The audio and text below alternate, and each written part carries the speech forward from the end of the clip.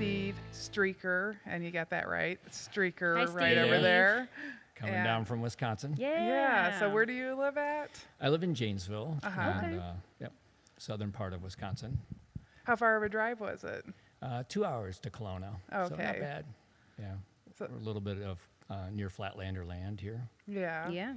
Your second time here in the last couple weeks. That's right. I'm a Hennepin 50K finisher. Yay. Yeah. Congratulations. And normally you have really successful runners on, but we'll get the dirt on not necessarily the most successful run. But Well, that's part of the game, right?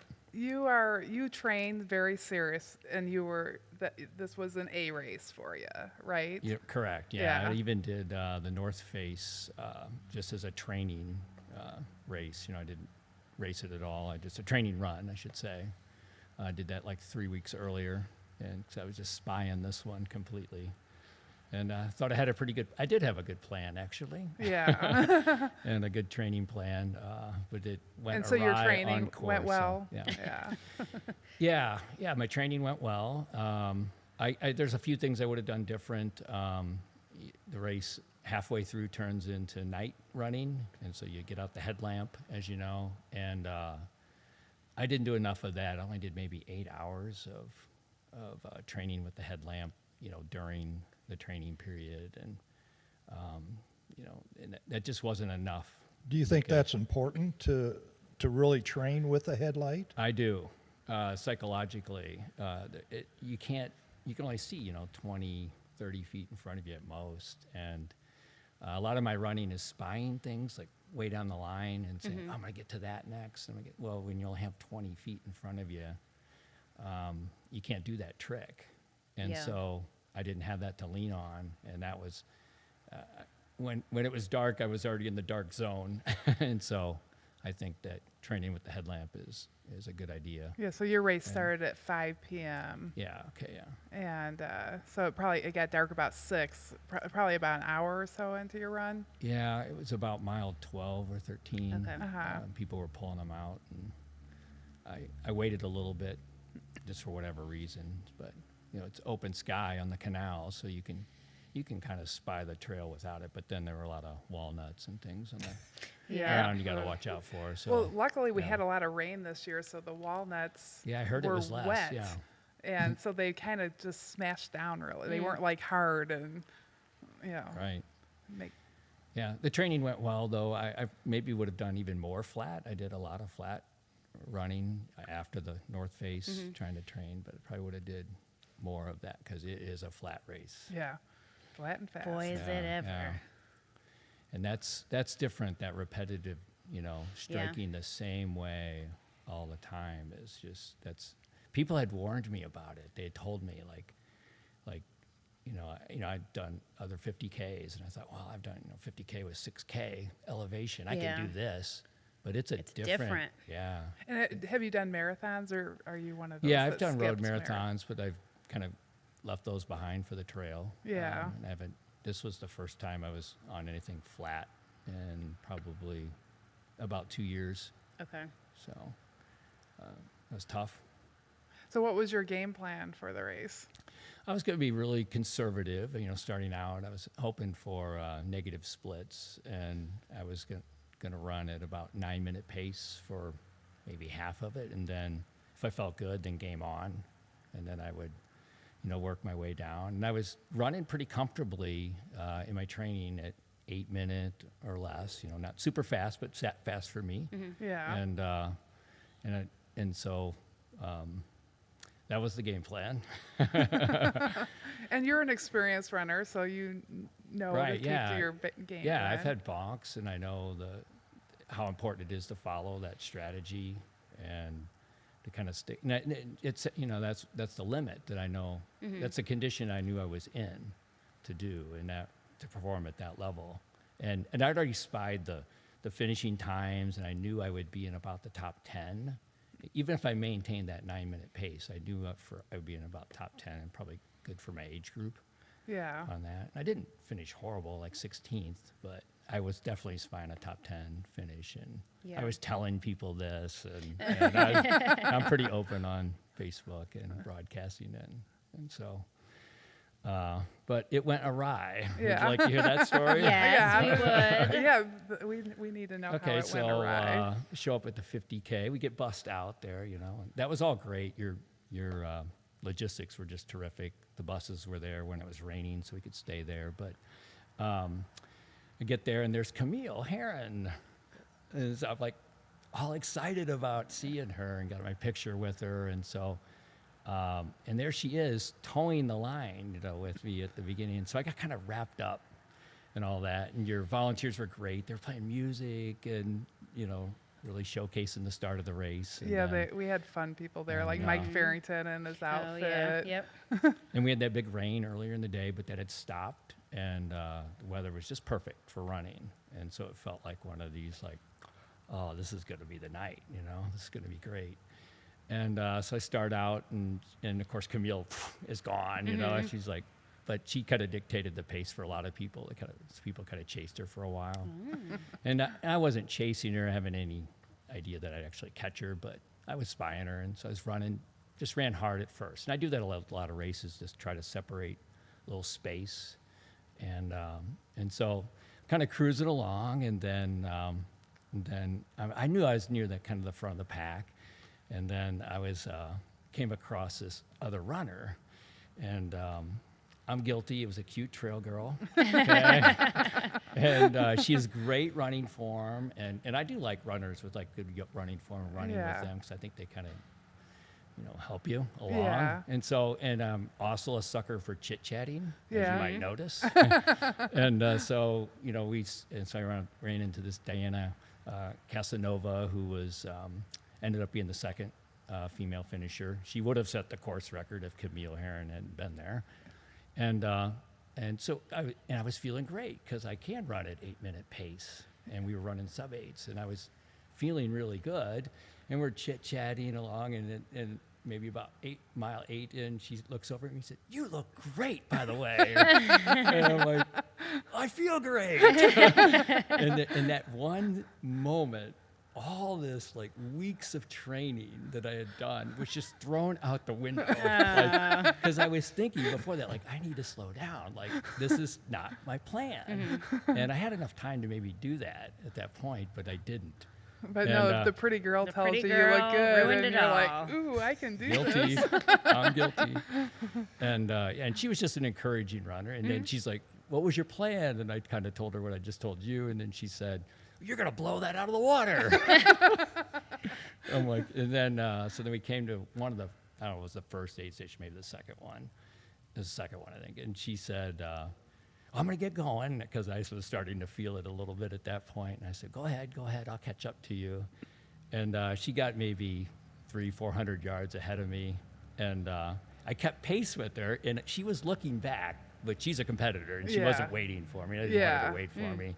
And she told me after the race, she's like, "Yeah, I kept looking back thinking you were going to catch up." Yeah. And I was like, no, I knew I'd blown it at that point. And I no. would say about mile 16, that's when it started to get dark, and I went to a dark place. Oh, I was no. like, because this isn't what I planned, you Yeah. know? And I was doing, 8-minute miles for over 12 miles, and my quads were shot. And that's where the inexperience with the flat trail came into play. Is that it's almost like running downhill.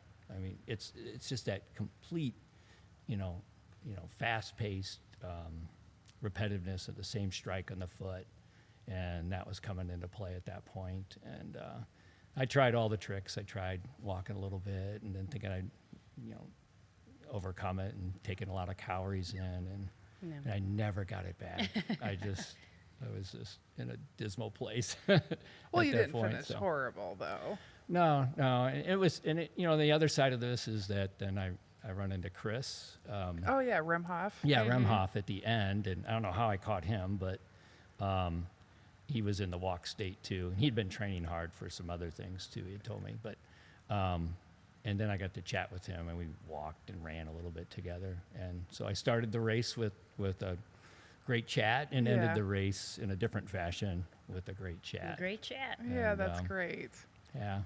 And I was pretty disappointed when I crossed the line. And I told you, I wanted to impress you, Michele. Remember I said that? Like, No. I said, I wanted to impress you. I thought I was going to do You this. did And- impress Every runner me. that And- crosses that line is impressive. Yeah. Yeah, it only took me about 20 minutes. And then I felt good about myself Yeah. again and knew it was an accomplishment. Yeah. But I want to come back someday and do it again. Well, Yeah. it goes back to what John said at your first podcast here. Whoever runs 100 miles, I never thought anybody would run 100 miles. Yeah. And now, Yeah. Well, yeah, he and did this the was 31. This is He a did the 31, 50. but yeah, I don't Yeah. poo-poo still, a 31-mile run. But No. still, I- whether it's 100 miles or 30 miles, I mean, it's still a feat. Yeah. Yeah, yeah, and that's of course when I wrote a follow-up piece about it. About like I told people, let me be mad at myself, and I tried to explain what I was talking to you about. I had a plan and I didn't follow it, and but a lot of people keep reminding me, hey, I can't even run 31 miles, and Yeah. and I do know that part of it, but I think that's a really good observation to let you be mad at yourself because Yeah. you had a why. Yeah. You wanted to impress me. right. And you wanted to run a fast top 10 finish and you knew what your capabilities were. Yeah. And Yeah, I've had a lot of follow-up. It kind of bugged me when people kept like not letting me be mad. Yeah. I even asked them in the first line of the post, let me be mad at myself. yeah. And I think sometimes we don't let people process their emotions. Like, Yeah. it's not that I should be mad forever. Like, I'm not mad about it No, but you're now, allowed but- to sit in it for a little while. Right. And then you get out of it.